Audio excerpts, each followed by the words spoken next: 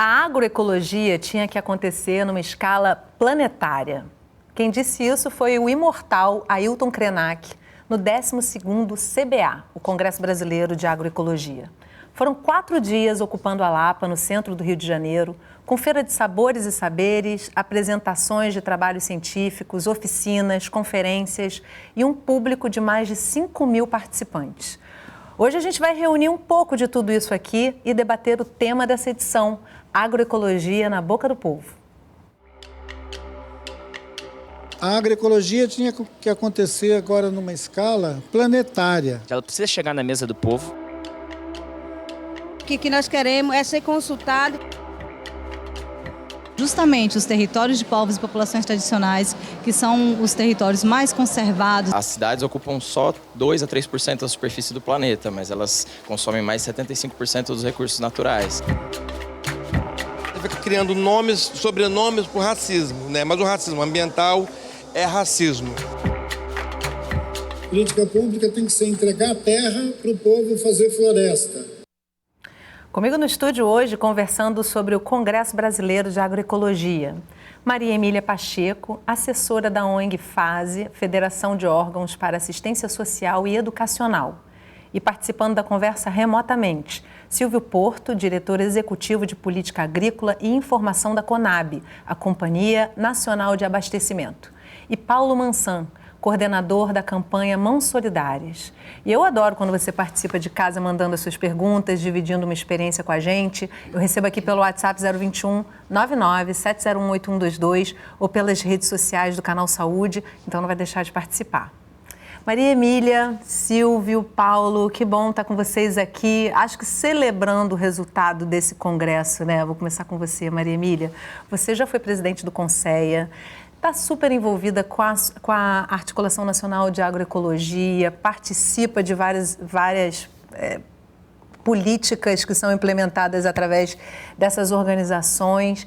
Queria um retrato seu do que foi esse Congresso Brasileiro de Agroecologia, essa 12ª edição. Como é que você te viu lá? Como é que você se sentiu? Em primeiro lugar, eu digo que foi muito emocionante.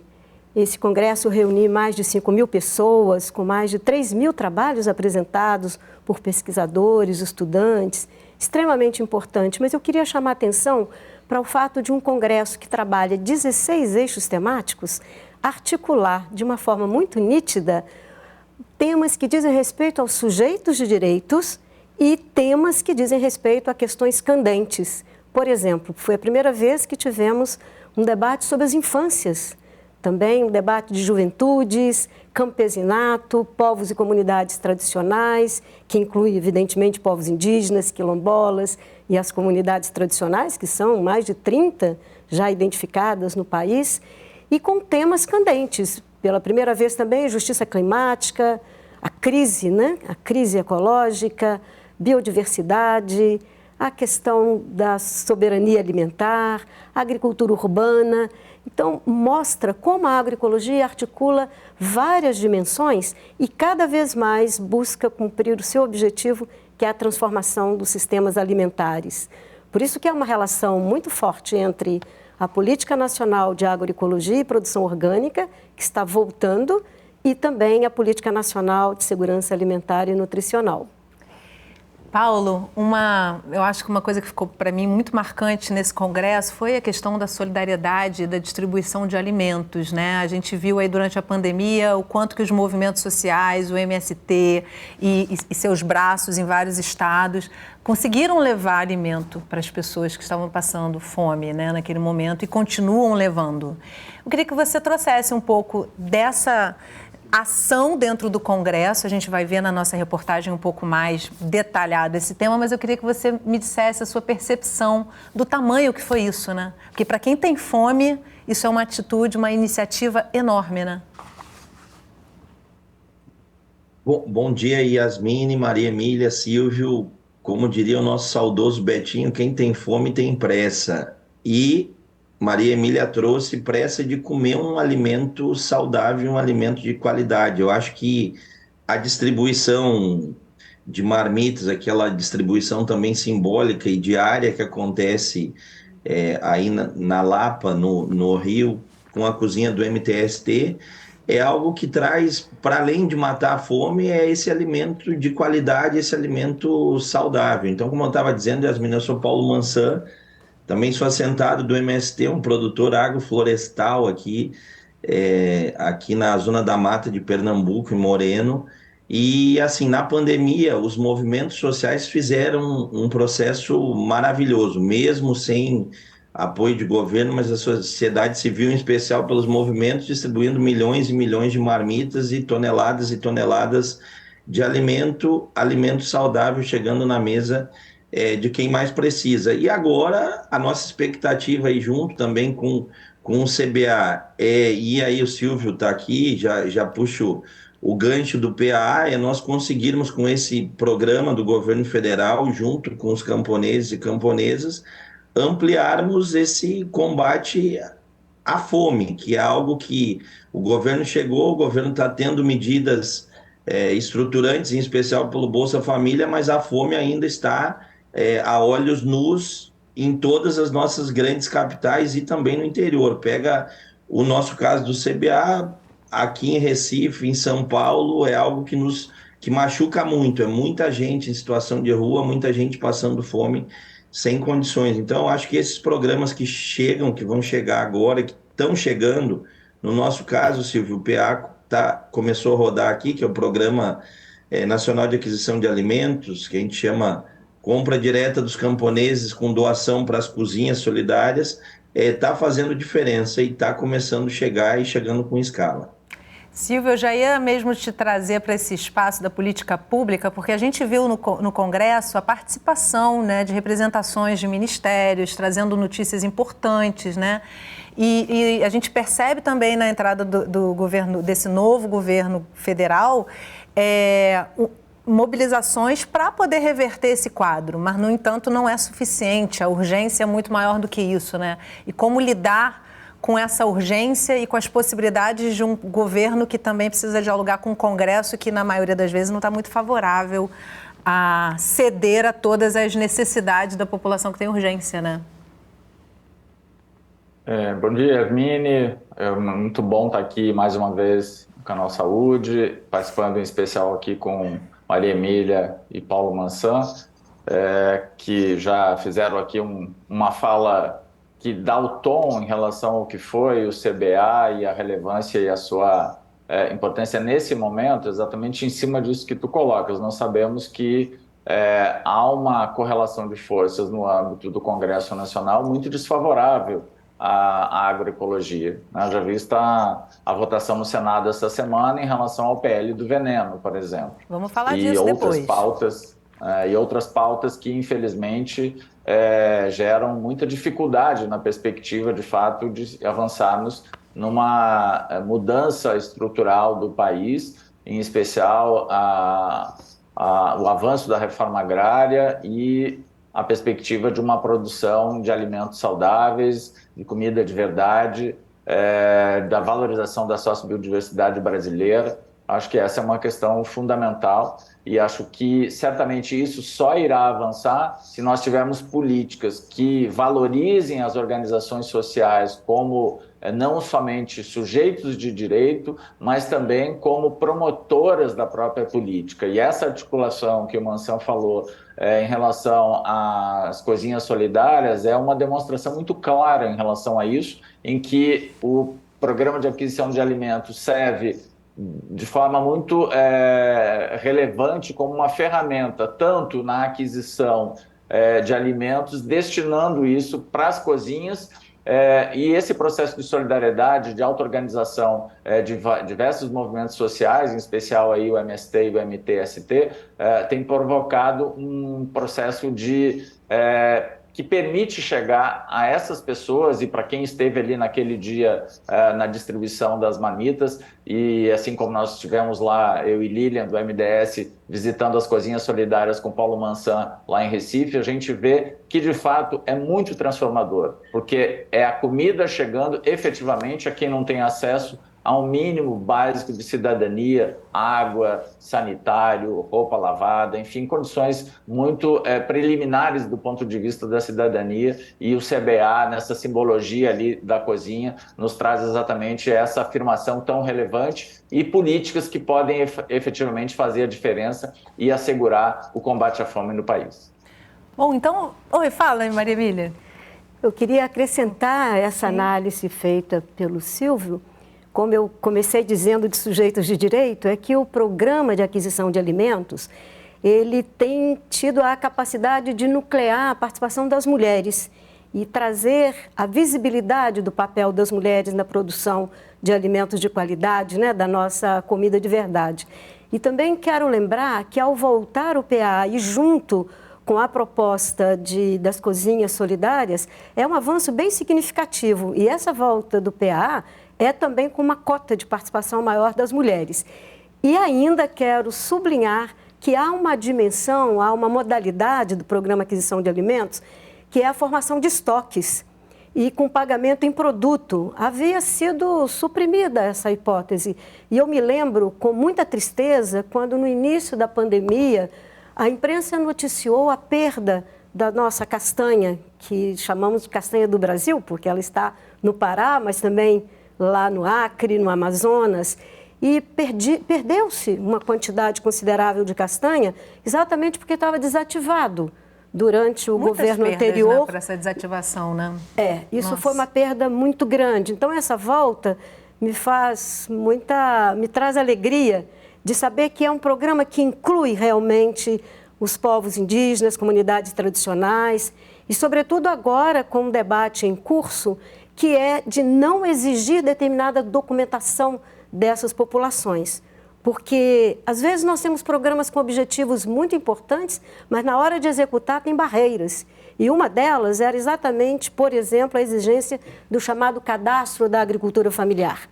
Mas há uma mobilização nesse momento no país de uma mesa de diálogo chamada Catra Povos, por iniciativa do Ministério Público, mas com participação da sociedade. Eu tenho tido a honra de acompanhar o debate em nome da FASE, e é muito importante que essa exigência não vai se colocar mais para esses povos, exatamente para favorecer a participação no programa que é tão importante. Super importante que esse programa fique forte na mente das pessoas, de todos os brasileiros, para que se torne um programa de Estado, né, Maria Emília? Que não fique a sorte de um governo que concorda ou discorda de colocá-lo em prática, né?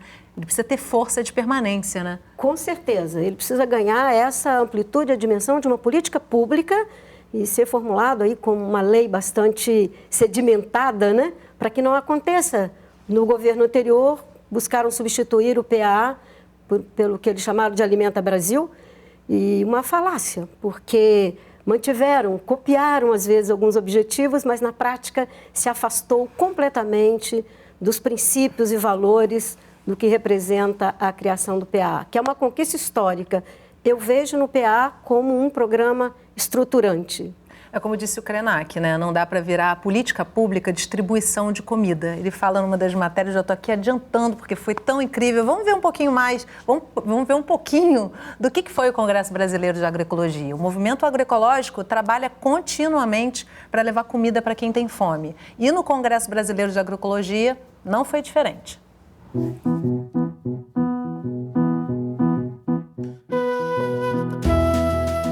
Colocar a agroecologia na boca do povo foi o lema do 12º Congresso Brasileiro de Agroecologia. Sediado pela primeira vez no Rio de Janeiro, o evento ocupou o bairro da Lapa e durante 4 dias reuniu agricultores, pesquisadores, trabalhadores da saúde, estudantes e representantes de movimentos sociais para compartilhar ideias e debater alternativas diante dos desafios sociais, políticos e ambientais enfrentados pelo Brasil.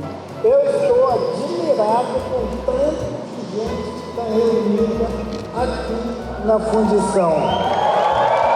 Com uma programação marcada por diversas atividades que reforçaram a importância da agroecologia na saúde, na ciência, no enfrentamento às atuais crises e no combate à fome, nessa edição o CBA contou com a participação da Cozinha Solidária do Movimento dos Trabalhadores Sem Teto.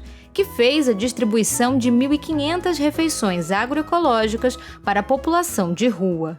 A Cozinha Solidária está aqui no Congresso Brasileiro de Agroecologia é justamente, ao mesmo tempo, um exercício de que a agroecologia precisa ser cada vez mais popular, ou seja, ela precisa chegar na mesa do povo, né? Que o nosso povo hoje fica refém de ultraprocessado, nosso povo hoje fica refém de uma alimentação, quando não sem a quantidade suficiente, também insuficiente na qualidade, né? Então, é justamente para que a gente possa unir campo e cidade, né, para levar comida de qualidade, para levar comida de verdade para a mesa do povo e que o Estado brasileiro se comprometa com essa causa como uma causa central.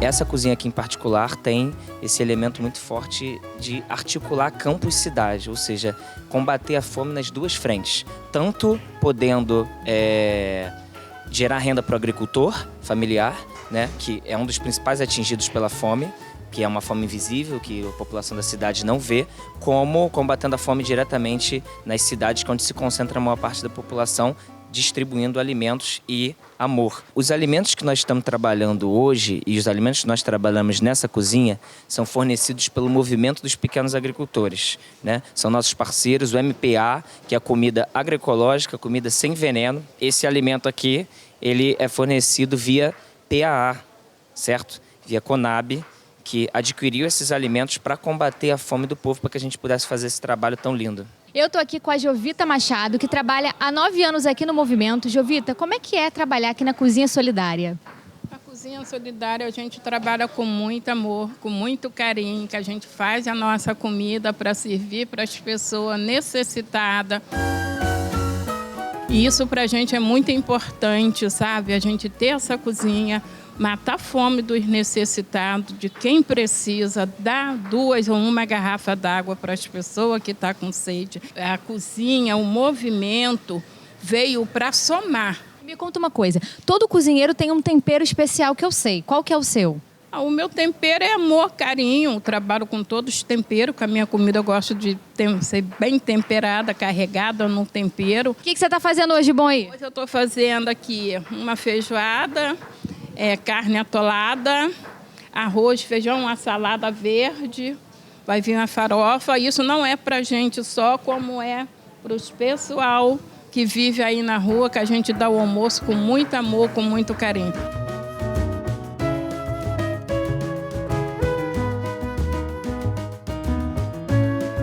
A importância da quentinha é muito boa, que alimenta nós e graças a Deus tem ela.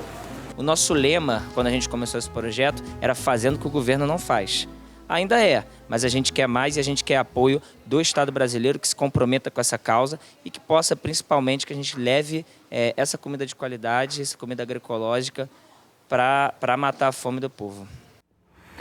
E você que está em casa ou está assistindo a gente por aí com o celular na mão, manda aí a sua participação, seu comentário, como é que você está interagindo com a agroecologia na sua vida, faça a sua pergunta para um dos nossos convidados. Eu tenho aqui a participação do Rodinei, nosso telespectador, está sempre, toda semana, trazendo aqui para a gente. Espera aí que eu tive um pequeno problema na tecnologia aqui, mas já voltou. O Rodinei mandou para a gente pelo WhatsApp. A agroecologia é a chave para alcançarmos a saúde e o bem-estar, tanto individual como coletivo, uma vez que tende a ser mais orgânica, resultando em alimentos mais saudáveis. Por tudo isso, podemos dizer que a agroecologia devia estar na boca do povo. Tem até um sentido duplo aí para mim isso, né? Porque está chegando como alimento na boca do povo, mas também está sendo mais divulgada pelos veículos que têm são mais facilmente acessados por grande parte da população, ou seja, acho que tem um lado da comunicação também, que no Brasil fica muito a favor do agronegócio e pouco a favor de uma agricultura mais orgânica. E, Paulo, eu queria trazer com você um comentário sobre isso que a gente viu na matéria, né, que eu já tinha comentado no início do programa, sobre a importância ali da distribuição de alimentos. E aí o Vinícius fala sobre unir o campo à cidade, fazendo a ponte com uma comida de verdade na mesa, né? Políticas públicas são a ponte necessária para que o pequeno agricultor possa chegar na cidade e a quem precisa? Yasmine, Maria, Silvio, deixa eu, para o telespectador que está aí, deixa eu explicar um pouco como é que o PAA funciona. Basicamente, é uma compra garantida do agricultor. Essa modalidade que a gente utiliza para as cozinhas, que aí depois o Silvio que é a doação, compra direta com doação simultânea, garante uma compra e um preço justo para o agricultor. Exemplo, aqui na Zona da Mata pagam o preço da macaxeira, ou do aipim, da mandioca, no nosso caso aqui macaxeira, em torno de R$1, R$1,50. Isso o atravessador compra pelo PAA, e no mercado a gente vai comprar uma macaxeira, está R$6, R$5. O PAA faz uma pesquisa de preço e garante esse preço justo para o agricultor, em torno de R$4,50 é o preço que está sendo pago aqui pela macaxeira. Então, imaginem a diferença na vida de um camponês que consegue vender o seu produto por um preço justo, tira o atravessador da jogada e garante que esse produto de qualidade chegue na mesa de quem mais precisa, que eu acho que é a grande fortaleza, como a Maria Emília trouxe, é a grande fortaleza do PAA. Então, essa conexão do campo e da cidade, porque no momento que o PA se fortalece, não resolve só o problema da fome na cidade, resolve dar condições dignas dos camponeses, dos agricultores familiares a viverem mais dignamente. É lógico, né, Silvio, que tem que avançar algumas coisas, temos que aumentar o teto do recurso para o programa para cada agricultor, mas mesmo assim, um agricultor pode vender R$15 mil ano, então daria, sem dúvida, praticamente um salário mínimo ao cálculo, que garante de compra garantida pelo cadastro do agricultor. E no caso, Maria Emília, também se avançou, como tu citaste, e essa desburocratização do programa que está se dando saltos largos, como, por exemplo, não precisar o cadastro ambiental, o ADAP, no caso dos quilombolas, dos indígenas e mesmo dos acampados, são pequenas mudanças, mas que na ponta dá muita diferença. Então, Yasmine, eu acho que essa conexão campo e cidade, eu acho que a alimentação e a alimentação saudável, o alimento, a agroecologia na boca do povo e em escala planetária é imprescindível. E falando agroecologia na boca do povo, o PA ainda tem mais uma virtude. Agora levantando e elogiando aqui, porque é algo realmente muito importante. O alimento agroecológico, orgânico, ele tem 30%, ele é agregado valor de 30%. Exemplo, a macaxeira tradicional, convencional, que é paga R$4, acrescenta 30% em cima, chega a R$5,20. Então é algo muito importante e fortalece a agroecologia e a comida saudável chegando na mesa dos brasileiros e das brasileiras. Maria Emília. Eu acho extremamente importante falar, já abordamos sobre o PA, né? Mas precisamos incorporar também o PNAE, que é o Programa Nacional de Alimentação Escolar.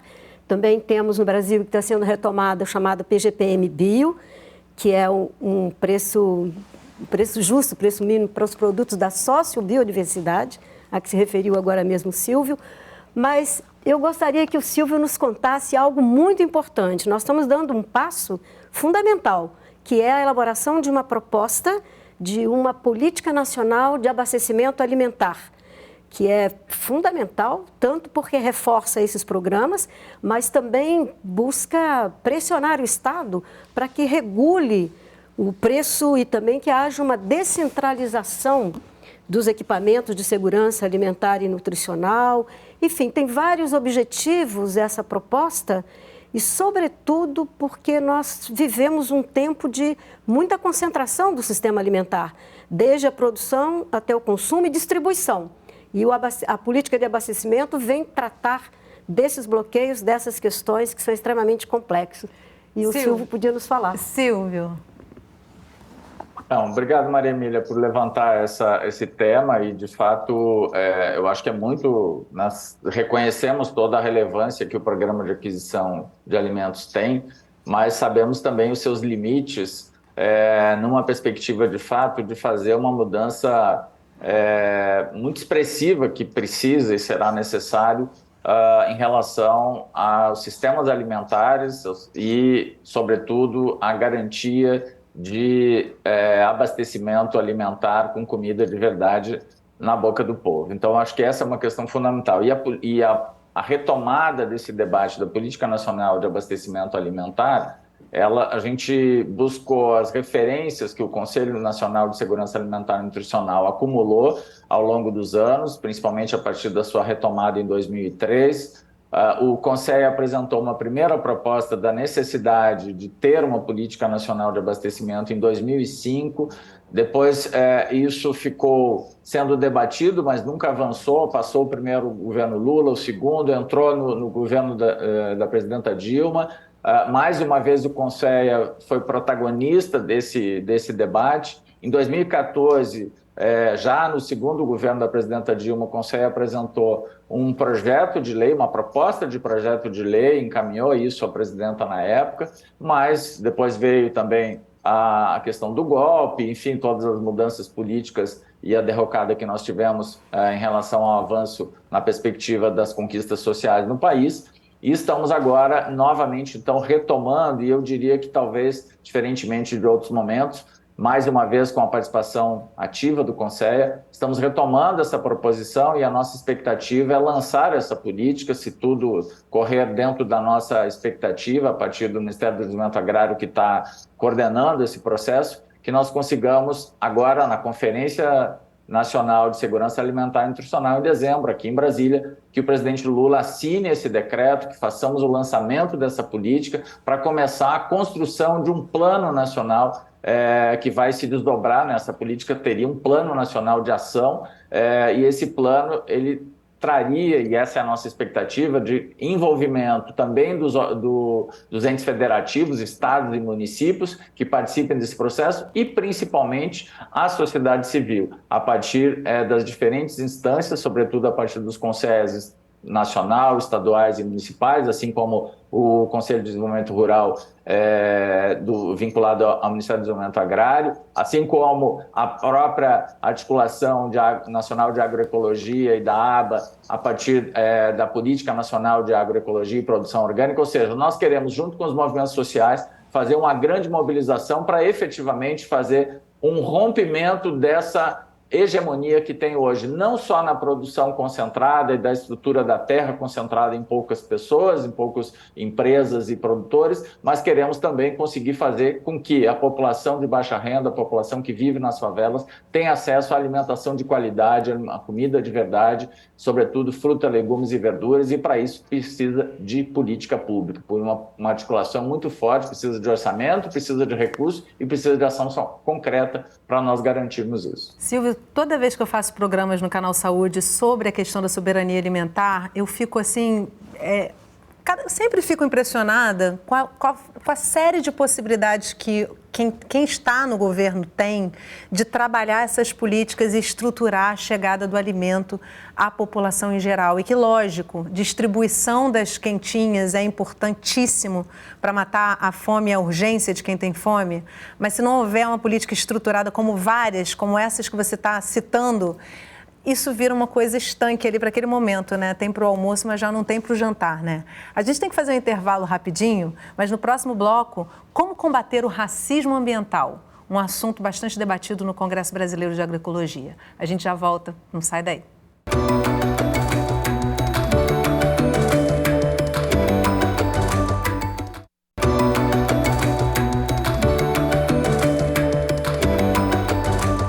Sala de Convidados está de volta conversando sobre o Congresso Brasileiro de Agroecologia. Comigo no estúdio para essa conversa, Maria Emília Pacheco, assessora da ONG FASE, Federação de Órgãos para Assistência Social e Educacional. E participando da conversa remotamente, Silvio Porto, diretor executivo de Política Agrícola e Informação da CONAB, a Companhia Nacional de Abastecimento. E Paulo Mansan, coordenador da campanha Mãos Solidárias. E você que ainda não participou do programa hoje, manda suas perguntas e seus comentários para mim pelo WhatsApp 021 99 701 8122 ou pelas redes sociais do Canal Saúde. Quando o meio ambiente é ferido de morte, as primeiras vítimas são as populações mais vulneráveis. Esses povos, que são guardiões das florestas e biomas, sofrem com racismo ambiental, um assunto que mereceu atenção nos 4 dias do Congresso. Com mais de 7.000 pessoas mobilizadas para fazer da agroecologia um projeto de vida na terra, o 12º Congresso Brasileiro de Agroecologia debateu temas importantes diante das crises atuais. A justiça climática e o racismo ambiental tiveram destaque. Ainda é muito pouco o despertar das pessoas para a emergência climática. Eles não estão entendendo que o calor e as inundações vão acontecer numa série tão grande que não vai dar tempo de fazer a casa de novo. A agroecologia tinha que acontecer agora numa escala planetária, no país inteiro. E se a ideia é justiça ambiental, tinha que começar por restaurar as áreas que estão queimadas, estragadas, com a prática da agroecologia. E eu costumo dizer que a gente fica criando nomes, sobrenomes por racismo, né? Mas o racismo ambiental é racismo. Então, discutir o racismo como uma estrutura de dominação e de opressão, ela é fundamental para o futuro da humanidade, para o futuro do planeta. Reconhecemos que são justamente os territórios de povos e populações tradicionais, que são os territórios mais conservados em termos de biodiversidade, em termos de água limpa, né? Mas, ao mesmo tempo, são justamente essas populações que são mais afetadas com a situação da mudança no clima, sobretudo por uma questão, né, que vem forte da ausência deliberada de políticas públicas, assim como a pressão do avanço do sistema capitalista. Esse é um tema novo no CBA, é um tema que a gente está incorporando no Congresso e ele está sendo incorporado por 2 razões, né? A primeira é a urgência das mudanças climáticas, a emergência climática, e a segunda é porque o tema das mudanças climáticas tem sido discutido de diversas formas que nem sempre levam em conta a voz dos povos tradicionais, das comunidades tradicionais, dos povos indígenas, dos agricultores familiares. O Congresso em cima, aprovando as leis para invadir as nossas terras, aprovando o marco temporal.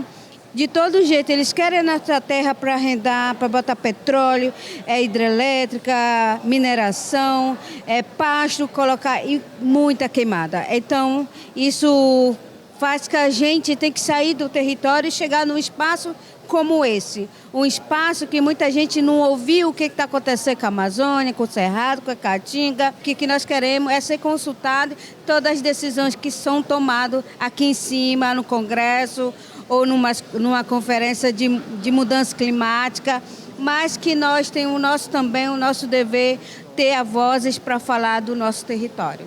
E já que é para trocar conhecimento e experiências, um ponto alto do 12º Congresso de Agroecologia foi o Espaço Tapiris dos Saberes, que reuniu mais de 3.000 trabalhos científicos, relatórios técnicos e relatos populares. Um dos eixos temáticos discutidos foi a crise ecológica e as mudanças climáticas. A Meirielle Oliveira e a Bárbara Borges apresentaram o Plano Nacional Plantar Árvore e Produzir Alimentos Saudáveis, uma perspectiva popular para a questão ambiental. E a produção de mudas não é só a gente construir um viveiro com uma estrutura sofisticada, mas é também pensar nos viveiros de fundo de quintal. Esse plano ele foi lançado em 2020, num contexto em que a gente viveu uma crise ambiental muito grande, um índice de desmatamento, de queimadas e de acirramento dessa crise ambiental. Então, ele é uma resposta do movimento para essa crise de plantar 100 milhões de árvores também como uma forma da gente construir uma saída popular para a questão ambiental. O Gilberto Machel falou sobre a contribuição das agroflorestas urbanas aos Objetivos de Desenvolvimento Sustentável da ONU. Os sistemas agroflorestais urbanos, eles sem dúvida podem ser uma das melhores opções, talvez, né, eu acredito, a melhor opção de uma agricultura verdadeiramente sustentável. As pessoas, em geral, não têm noção da quantidade de impacto que as cidades geram, né, no mundo. nessa questão climática. Então, as cidades ocupam só 2 a 3% da superfície do planeta, mas elas consomem mais de 75% dos recursos naturais. E uma novidade dessa edição que também trouxe muito debate aqui para o evento foram os barracões, assim como esse daqui, ó, Barracão Mãe Bernadette, povos tradicionais, ancestralidades e territórios. Ao todo foram 17 espalhados por todo o evento, tratando de diversos temas relevantes para a agroecologia e com atividades gestionadas pelos grupos de trabalho. Aqui aconteceu as atividades do GT Ancestralidade, que discuta terra, território, povos e comunidades tradicionais.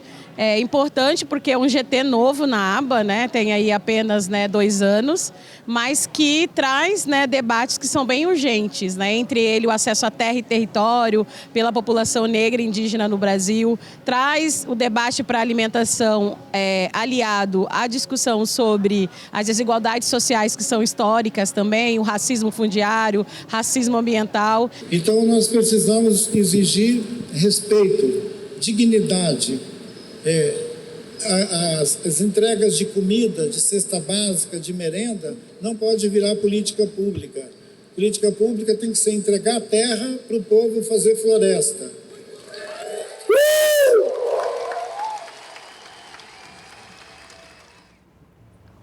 Ninguém quer caridade, né? As pessoas querem terra para plantar, querem direitos, né, Maria Emília? E aí, eu queria voltar aqui para o nosso debate, falando da questão do racismo ambiental, porque são essas populações que estão mais próximas desses espaços que deveriam estar sendo preservados, as primeiras a sofrerem com os impactos do meio ambiente, né? Como é que a questão do racismo ambiental vem sendo trabalhada a partir da entrada desse governo? E de que forma isso vem sendo olhado, trazendo para dentro dessa questão os próprios habitantes desses espaços que estão sendo agredidos diretamente com a violência contra o meio ambiente, né? E contra eles próprios, né? Porque a gente escuta bastante história de violências no campo, né?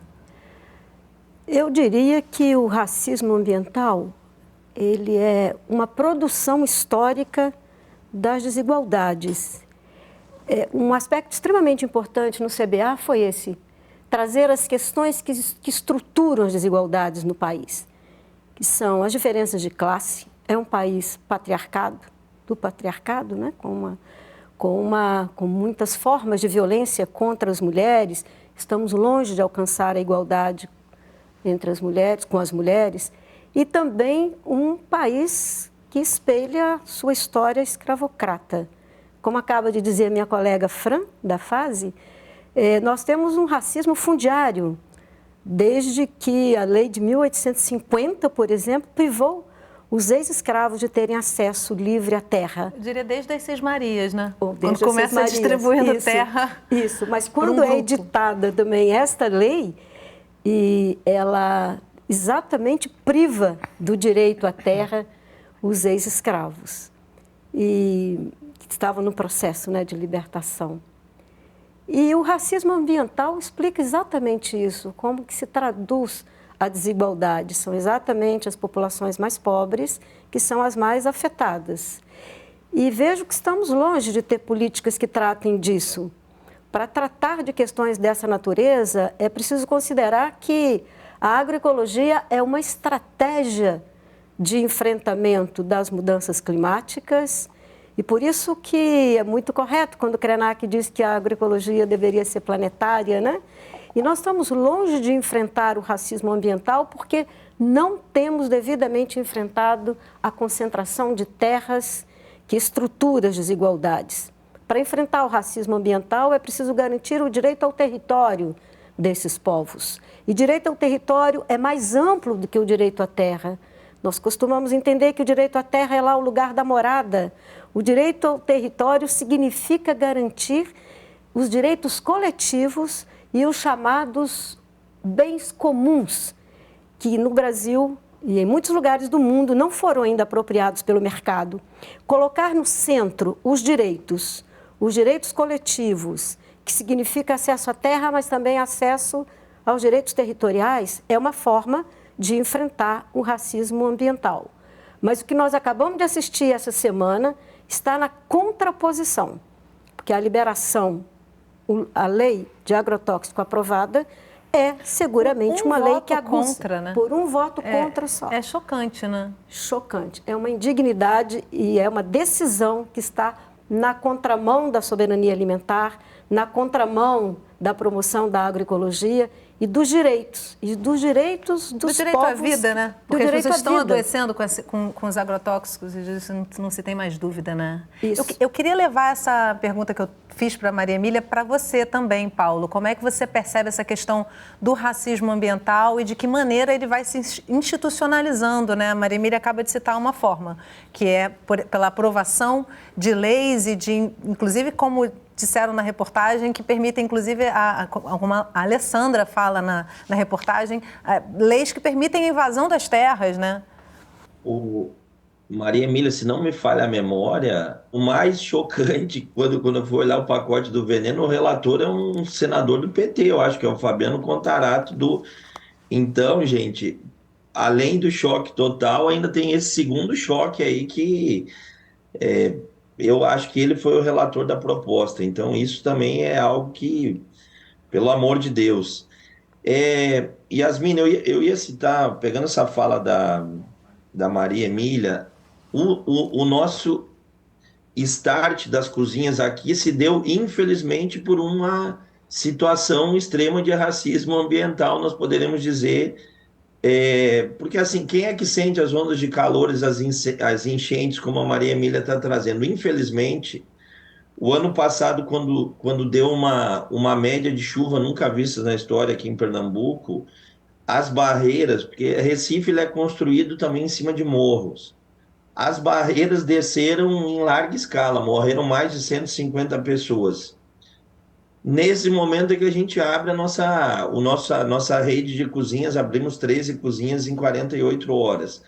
Mas para dizer quem está morando ali, naquela barreira, é a população negra pauperizada que vai jogando cada vez mais para as periferias da cidade, onde não tem saneamento básico e que nesses momentos, digamos, o embate, ou seja, quem é mais atingido são essas pessoas. Então, é algo que, além de refletir, nós temos que ter medidas que resolvam esses problemas. E aí eu acho que, para além também da comida, vem esse fortalecimento de programas como Minha Casa Minha Vida, mas é algo estrutural na sociedade brasileira que nós temos que ter medidas para ir compensando e dando saltos, mas é algo que está presente em cada momento, em cada espaço, e em especial nessa pauperização da população.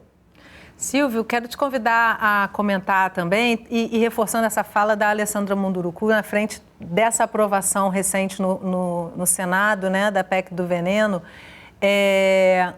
Como é que você avalia essa questão? Eu queria trazer de volta a fala da Alessandra Munduruku aqui. A aprovação de leis para a invasão dos territórios sem a escuta dos povos da floresta. Ou seja, na verdade, não parece... Para o Congresso não parece essencial essa escuta, né? Tem interesses maiores envolvidos. Não, isso, na verdade, é mais uma afronta, né? No sentido de não respeitar a autonomia e o direito que essas comunidades têm, no sentido do que Maria Emília também acentuou em relação ao território, ao acesso ao território. Essa é uma questão fundamental. Acho que o governo está dando alguns passos importantes agora em relação à titulação de algumas áreas quilombolas, a partir do INCRA.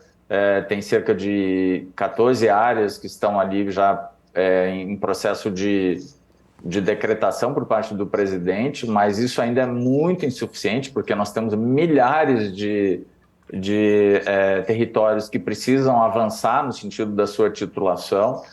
E como foi dito, acho que no primeiro vídeo, né, em relação a perspectiva da própria conservação. Quando a gente olha, por exemplo, o mapa da destruição, do desmatamento, das queimadas, a gente vê claramente que isso se dá principalmente onde estão as áreas de expansão da soja ou da pecuária.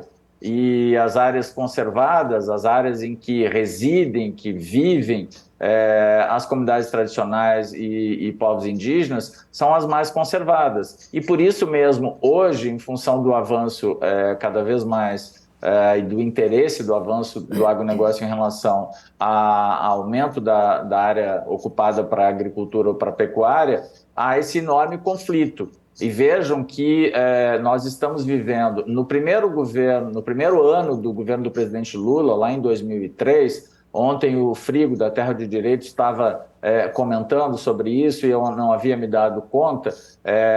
Foi um dos anos em que a morte de lideranças rurais, e aí coincide, não são lideranças rurais, como é o caso agora, indígenas, quilombolas, que estão sendo assassinadas. Lá em 2003 foi um dos anos em que houve uma reação muito forte da oligarquia rural e que aumentou significativamente os crimes, as mortes, os assassinatos, a execução no campo. E agora nós estamos vendo isso novamente, né? Mãe Bernadette é um exemplo, situações em que não há solução, não há esclarecimento em relação a essas execuções e nem o Estado consegue proteger essas pessoas. Então, acho que nós estamos efetivamente diante de uma situação muito grave. Efetivamente, o Estado brasileiro não tem instrumentos tanto para proteger adequadamente lideranças que estão ameaçadas, como também nós estamos num processo de conflito muito acentuado e é fundamental que consigamos avançar, só que para isso, evidentemente, não passa somente pelo Executivo. Essa é uma ação que muitas vezes, e em geral, ela esbarra no Legislativo e não se conta também com o próprio apoio do Judiciário no sentido de fazer avançar essa pauta. Maria Emília. Eu queria refletir sobre o que o Silvio acaba de dizer, acrescentando o seguinte: nós precisamos, no Brasil, de conjugar o verbo limitar, porque nós estamos ainda vivendo uma situação que em muitos aspectos é sem limite. Por exemplo, nós temos em vigência uma lei que é conhecida como Lei da Grilagem, o que significa uma apropriação ilegal de terras públicas. É preciso que o Estado avance na arrecadação dessas terras públicas e que converta essas terras para um uso múltiplo e que seja em favor do povo, porque eu já disse que nós estamos muito longe de garantir nossa soberania alimentar, a segurança alimentar e nutricional. E queria salientar que as análises feitas, que são muito importantes pela Comissão Pastoral da Terra, mostra não só o aumento de conflitos, mas há uma situação crescente de conflitos exatamente com povos indígenas, quilombolas, comunidades tradicionais, porque são povos que têm historicamente se mantido, isso está também num dos vídeos, como guardiães, né, da natureza, da floresta, da mata. E nós precisamos reconverter a ligação, a relação da sociedade com a natureza. Por isso que é importante a luta de resistência desses povos, quando fazem os protocolos de consulta livre, prévia, informada, para assegurar o seu direito de ficar. Nós temos que lutar pelo direito de ficar. Direito básico, né? Direito básico, né? E esse protocolo é baseado numa convenção da Organização Internacional do Trabalho, a Convenção 69. Não podemos continuar sem limite no avanço e apropriação ilegal desses territórios, que passa por cima, muitas vezes, dessa própria convenção, que é ratificada, inclusive, pelo Brasil. Por isso que é muito correto o alerta que a Alessandra nos faz no vídeo que acabamos de assistir. Paulo, a gente está caminhando para o final do programa, mas eu não queria terminar sem... temos aqui mais uma rodada, talvez, para estar fechando o programa, mas eu não queria terminar sem falar que a campanha Mãos Solidárias acabou de ganhar um prêmio da ONU, Pacto contra a Fome. Queria que você comentasse isso e também queria trazer, que eu devia ter falado para quem está assistindo em casa lá no comecinho, que eu acho super interessante, você é doutorando em agroecologia, além de ser um produtor. Eu queria saber como é que a academia está recebendo seu conhecimento. Oi, Yasmine, como a academia está recebendo? Recebendo o seu conhecimento prático de quem está na ponta ali fazendo a produção agroecológica, né? Porque essa é uma questão, para quem não está muito a fundo no tema da agroecologia, essa é uma questão importante para a agroecologia, o saber científico dialogando com o saber popular. E aí eu acho muito interessante quando um agricultor, quando uma pessoa que está relacionada ao movimento entra na academia e chega ao doutorado e pode interagir com esses conhecimentos. E queria saber como é que está sendo essa experiência.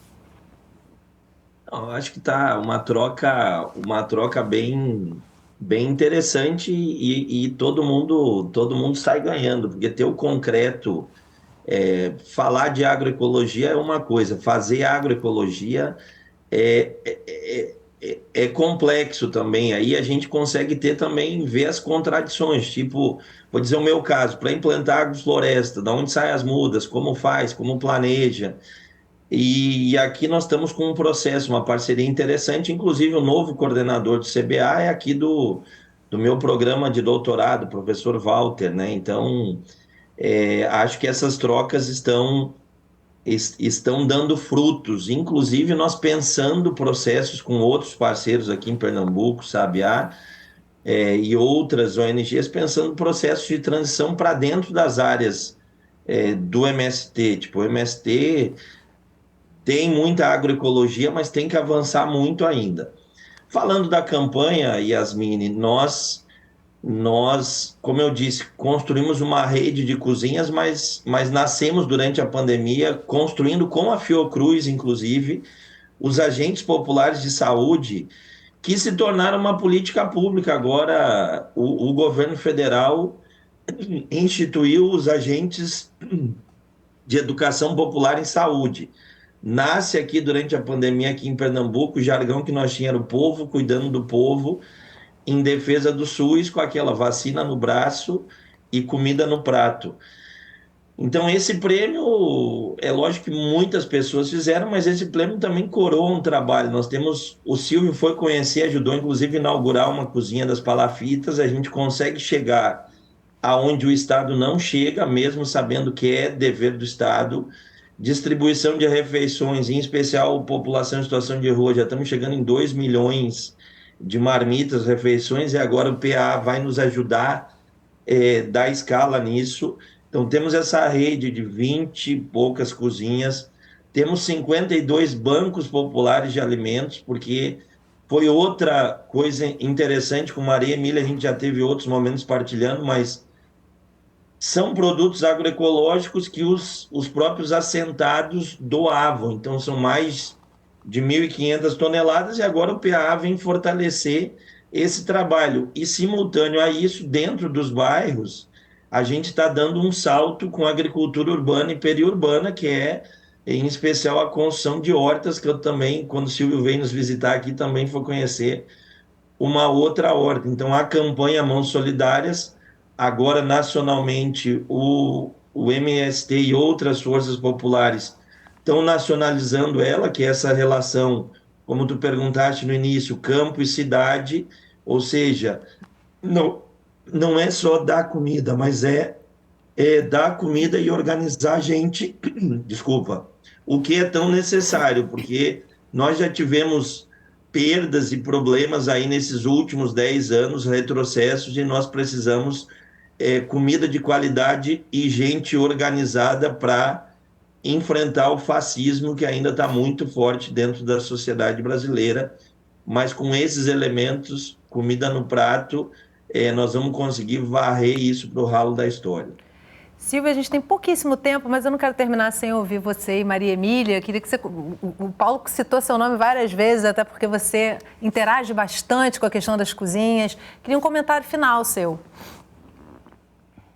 Eu quero só agradecer a oportunidade, Yasmine, dizer que foi uma enorme satisfação, mais uma vez, participar aqui do Canal Saúde, e, em especial, ter a honra aqui de partilhar desse momento, desse diálogo, dessa roda de conversa contigo, com o Paulo e Maria Emília. Maria Emília, que é sempre uma grande referência para nós nessa área, e parabenizar o Paulo pelo belíssimo trabalho que estão fazendo, de fato, lá em Recife, numa articulação com a Fiocruz, num processo de articulação com esses agentes homens e mulheres, né, agentes comunitários de saúde. Nós tivemos lá, inclusive, participando do processo no primeiro dia de formação né, dessas equipes, e isso, de fato, nos anima muito. Estamos começando um diálogo com o Ministério da Saúde na perspectiva de vincular esses agentes de saúde a um trabalho lá na ponta, chegando efetivamente às organizações consumidoras que recebem os alimentos do PA e que possam ser acompanhadas, que possam ser articuladas nessa ação tão relevante que o Ministério da Saúde vem fazendo. Eu entendo que esse é o nosso trabalho de